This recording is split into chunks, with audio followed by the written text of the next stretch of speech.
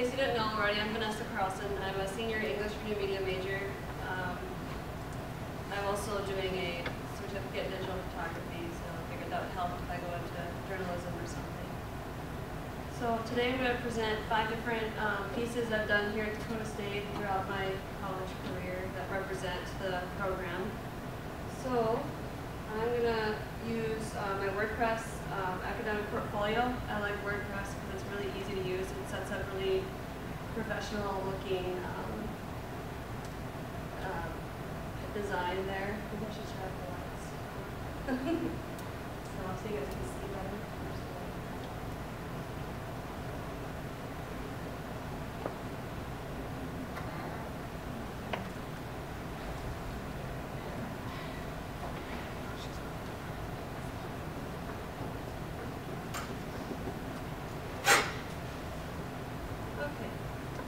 I've got 5 different pieces here under my featured posts here on the right. And the first one I'm going to pull up is my critical prose analysis of a traditional text, which is Romeo and Juliet. I did this analysis in my Dr. Barry's English Informatics class in the spring of 2012, which is basically just a textual analysis class. You take text that you would normally think you know, and you plug it into these tools on the internet, or kind of take a word count, word trends, number of words, the context is used, and you can get totally different meanings out of these texts you think you know, such as Romeo and Juliet. So I want to show you really quick what I used a lot, which was buoyant tools. So basically you can take about any text, like I'm going to take Romeo and Juliet, and copy it, paste it in here, click reveal, and a bunch of stuff. If you ever had a Wordle, you get a word cloud, and that'll give you that. You can get rid of the ands and thes because you don't really care. And see, it'll give you the biggest word is going to be the the largest amount of times that word mentioned there. You can do how many times each word is mentioned in here. Like I can get rid of the ands too, so you can take a look at what it says. See, Romeo is the #1 word at 294 words out of a total of 25,673 words. So if you click this over here,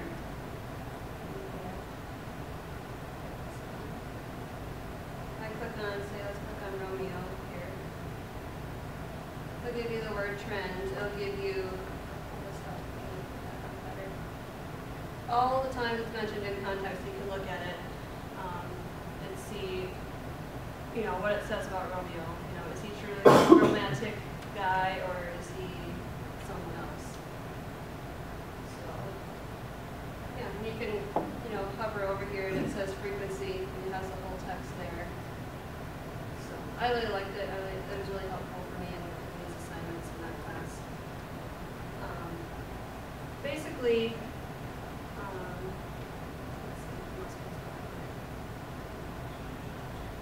so you would think that Romeo and Juliet would be the most romantic story or couple you've ever heard of, but really my goal was to disprove that. Disprove, okay, are they really the most romantic story that you've ever heard? So really, my results proved that they were just really 2 immature teens that didn't really know what they were doing. They're very impulsive. Romeo's very into himself, he's a teenage boy. I mean, he had Rosaline at one time, and all of a sudden, she's not available, so he sees another pretty girl and falls in love with her that night. And Juliet's just basically someone that's kept in this giant bubble by her parents, never really experienced much. And this boy comes waltzing her in and says, I love you, and she's okay, it's forbidden fruit. She's going to go with him. She's a teenage girl. So that's basically what the whole theme of my paper was. Basically, in the real world, these skills would apply taking something that you think you know and turning it into something else, being able to analyze certain things as well. So, yeah, I really enjoyed doing that. I found out lots of things about Romeo and Juliet I could never look at the same again now. So. Next piece I'm going to go to here This was probably one of my favorite I wrote in Dr. Berry's, again, English informatics class, contextual analysis class. Basically, this is our final paper. We had to take three different texts, and compare them in a paper and make some kind of analyze it in some way. And instead of using like three traditional texts, I wanted to do something a little different, a little more fun. I chose to do, since I grew up with Disney, I love Disney, I still do. I wanted to do 3 Disney princess movies. So I went and searched the internet for scripts and came up with all 3. And I chose to do Snow White, which was done in 1939, Sleeping Beauty, which is 1937, excuse me, 1959 is Sleeping Beauty, and Tangled was 2010. So, and the whole point I was trying to make in that paper was how do these 3 movies portray women's roles when the films were released, and these years these films were released. So, what I did was I, again, used the Voyant tools. I took each of the princess's lines, I went and copied it and pasted it into another document, pasted it into Voyant tools there, and I came up with, several different corpuses there, and I even pasted some of it to my paper to help prove my point there. Then, let's see. And I believe that choosing these traditional texts can show that I can think outside the box, as well as think creatively, which is what employers want to see. They want to see something different, something that sticks out. I'm going to show you a Prezi I made that's just going to sum up this paper in general, because I think it's really, really interesting. Prezi is just another, it's kind of like, you have for your PowerPoint that shows presentations. Prezi is just a little bit different. It's kind of new. It's fun to use. I just did a really simple thing. So there's your first slide, and then it'll take you to that. So basically for Snow White, what I talked about was prior to the Great Depression, they were a good housewife, the good person that stayed indoors and did all the chores and took care of the kids. And Snow White did the same thing. She took care of the 7 dwarfs, she cleaned out the house, she was the good housewife. Prince doesn't speak very much. He falls in love with her voice, and that's about the only thing there. The roles of the men were the breadwinners in the household. And then that's what I just took for I'm for the princess. It's a lot of I'm wishing, I'm hoping, I'm dreaming. She's waiting for her prince to come rescue her. So again, it's showing kind of a damsel in distress there. Waiting for my prince to come, true love to come, basically. So it's not really a commanding sort of thing going on there, as you can see. So Sleeping Beauty, she didn't talk very much because she was asleep for most of the night. So, top words, everybody, oh no, he's Prince. So it's about the Prince, basically. Women's roles in the 1950s, the Barbie dolls introduced, women married young and had children right away. And it's interesting because in that scene, the king started talking about, these 2 haven't even met yet, they're going to be married, they're going to have kids, let's start building the cradle now, building the castle for them now, it's already done, So, that kind of portrays 1950s. And again, the prince doesn't say much, but he falls in love with Aurora's voice right away in her looks. The only thing different is he stands up to his father for his love. He's going to marry her thinking she's a peasant woman, even though he has no idea who she is, though. And Aurora does really nothing. Portrays a helpless female. She waits for her prince to come rescue her again. So the no isn't really used for anything other than, it's not really, I know this, I know that. I know you walked in, in my dreams of the prince. So again, she talks a lot about the prince. Again, he's references the prince. And prince, yeah. And there's the top words that came up. Dream is number 1. So again, just like Snow White, she's dreaming of this prince to come, or this love, or this person she's dreamt of. So Tangled. That has the most words because it's today. It's more independent women. In context, most of the words that represent strong, independent women, but she's still kind of sheltered, waiting for to be rescued at the tower. She never left the tower until someone, Flynn Rider, came and got her. Shows that prefer bad boys. He's kind of the, steals the crown and kind of a thief and all it's interesting though that Flynn, in the beginning of the film, if you've ever seen it, narrates it instead of her. Why is he narrating her story? You know, I mean, still, they even mention each other's names, which is odd because in the other two they really didn't mention each other's names at all. So that just goes to show they got to know each other a little more. She just likes her mother a lot. Her mother a lot. I was using more of a commanding, more take control way this time instead of other way around. So, yeah, basically that's what I wrote about in that paper, and that was really, really fun to do. It kind of shed light on Disney movies in a different way for me, but at the same time I enjoy talking about movies from my childhood. So, really fun. This one, which is poetry, creative prose. I wrote this poem, Nostalgia for Child's Play, in Dr. Messenger's Creative Writing 1 class. Basically, the object of the assignment was to write a poem portraying a place or, place, really, and it has to indulge all 5 senses. Make the person feel like they're there, they're hearing, they're seeing, they're everything.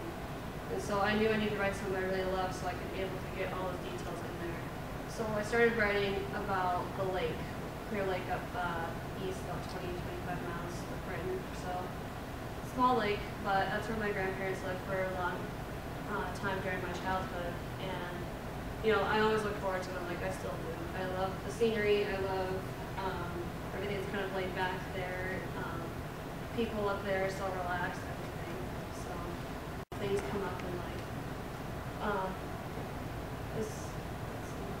It really portrays, especially about, you know, the lake, going fishing, telling you what birds you saw that day, and you know what the life. You like to go hunting and fishing. You love wildlife and that sort of thing.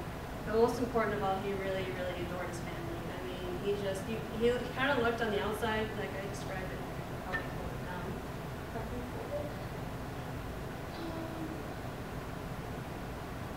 Here we go. Next in line. There we go. Next in line, Grandpa awaits with hidden anticipation that deceives no one.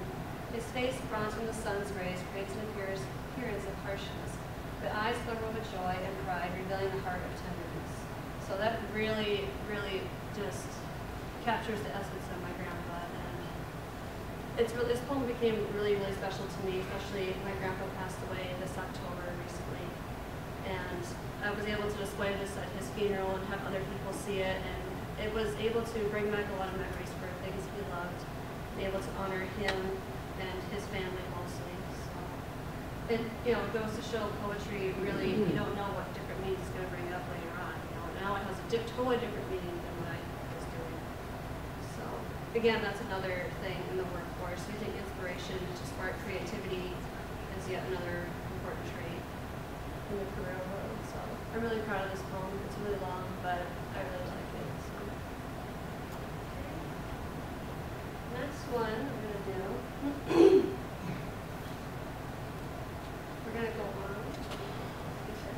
I'm going to show a video I made in Dr. Nelson's contemporary rhetoric class.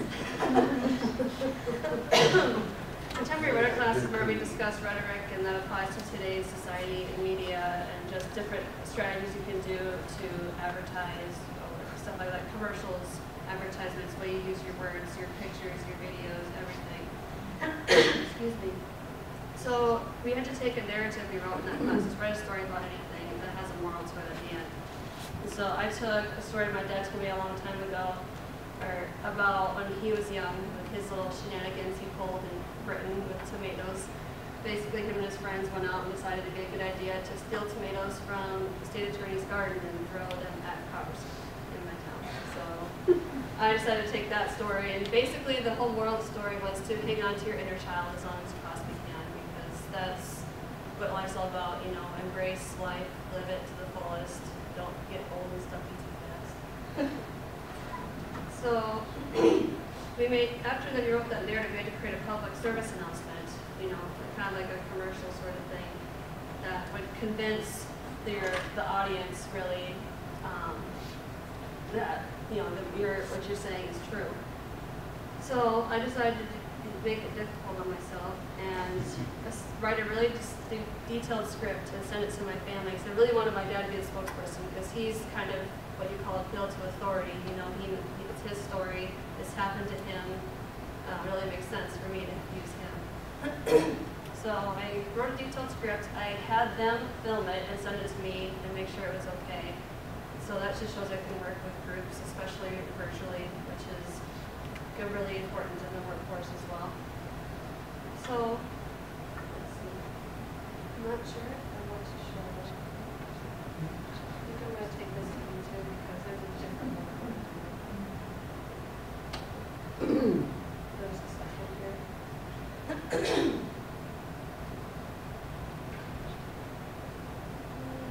Just a sec. I gotta try this. I'm going to show the bloopers one because that one's really fun. I really enjoyed including that as well. Just very.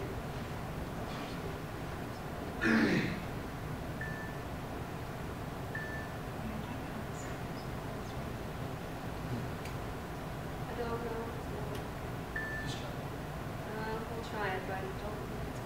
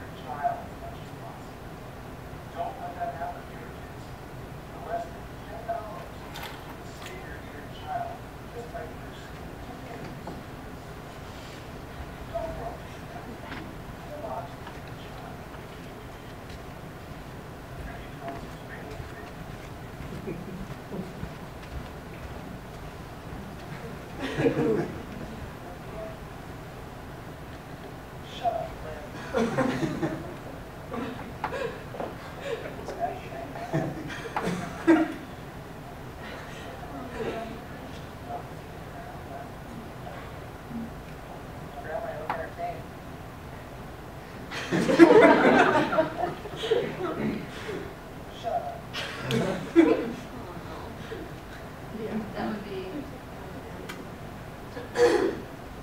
So anyway,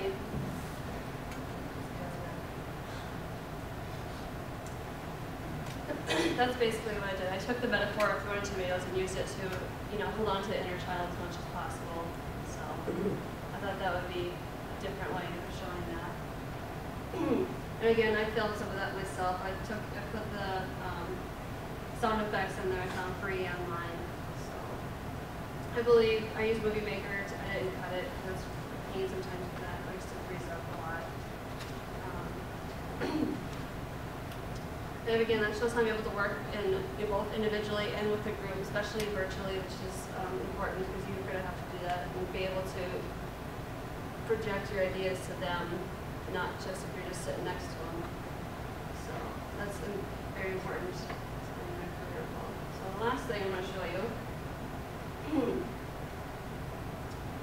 is a blog.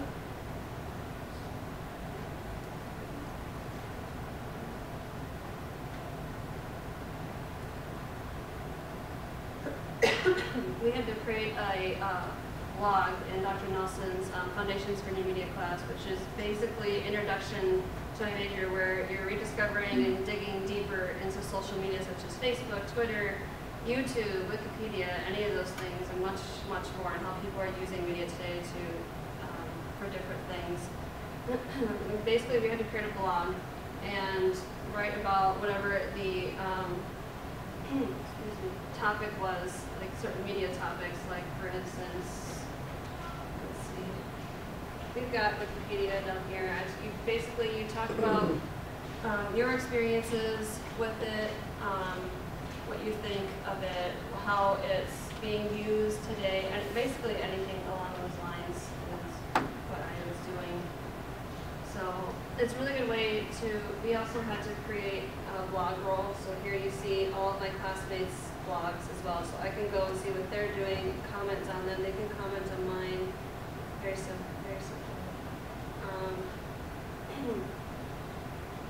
Let's see. And again, I use WordPress. I really like WordPress. It's so easy to use, and yet you get something that looks like this, and I really like that.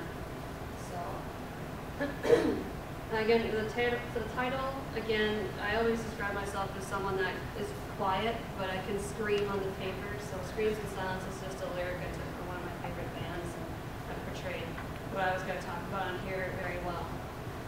So this shows that I'm able to write about these different topics that I'm given, but also about like blogging is a big thing today in digital strategy. So digital strategies such as Facebook and Twitter and YouTube and blogging is one of the big ones. That's a nice, digital strategy is a big career in my field. So. Okay.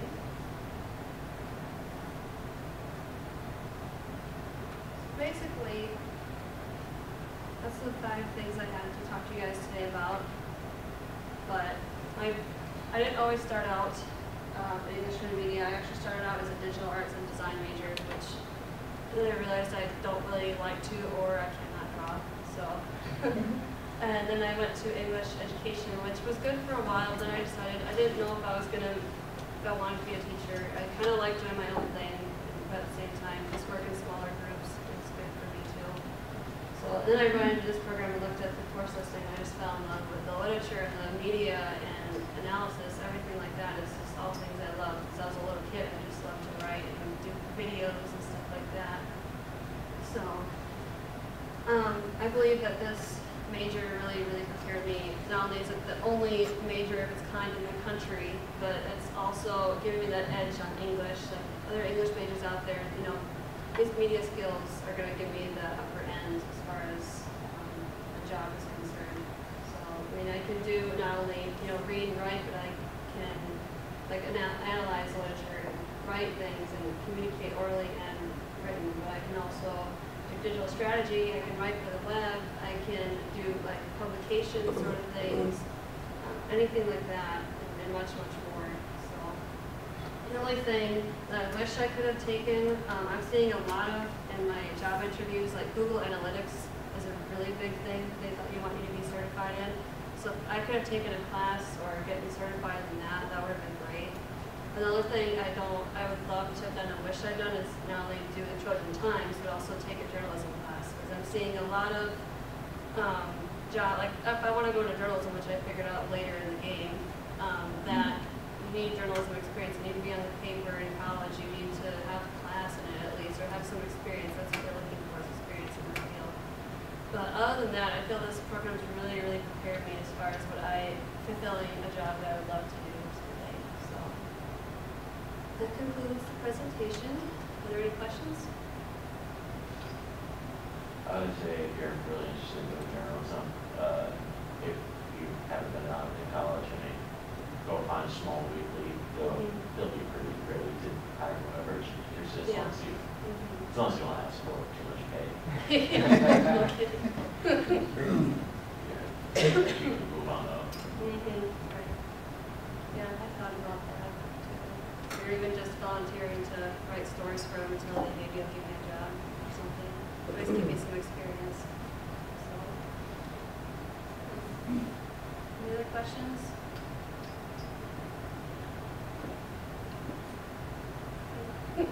What's your dream job? What would you most like? What's going on in town, activities, anything like that would be really cool. Or totally opposite end here. I thought about working for like Humane Society, like doing the digital strategy program. That's something I really is important to me. Something like Humane Society. And I feel if I, work for them and able to get the word out about them on Facebook, Twitter, YouTube, blogging, anything, that would be really beneficial and worthwhile career as well.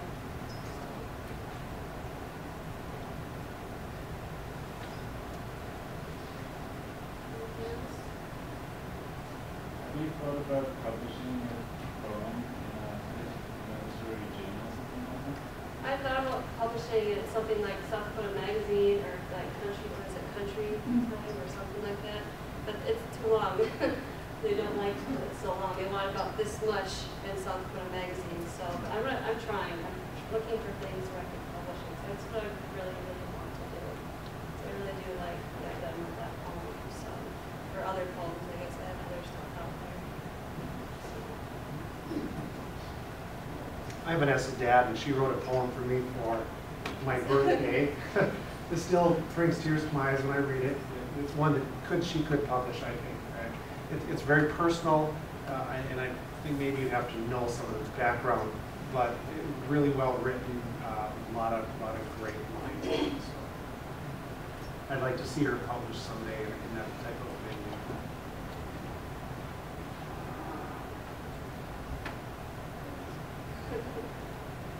Vanessa, you mentioned briefly about the text analysis stuff that, how might you pitch that to an employer, say, somebody that you're going to do the Humane Society thing for, or the magazine writing? How might you make use of, do you have a sense of how you might make use of that if you're writing for a magazine? Well, another thing was research skills. You know, you have to research these topics in magazines or even for the Humane Society, I'm guessing. So, I mean, those scripts weren't easy to find as far as the Disney one, or even just sources to back up what you're saying about the era, or to back up, you know, analyzing something, you have to have sources to back it up. So, that, or, you know, just being able to go outside the box and be creative like I was on that one. So.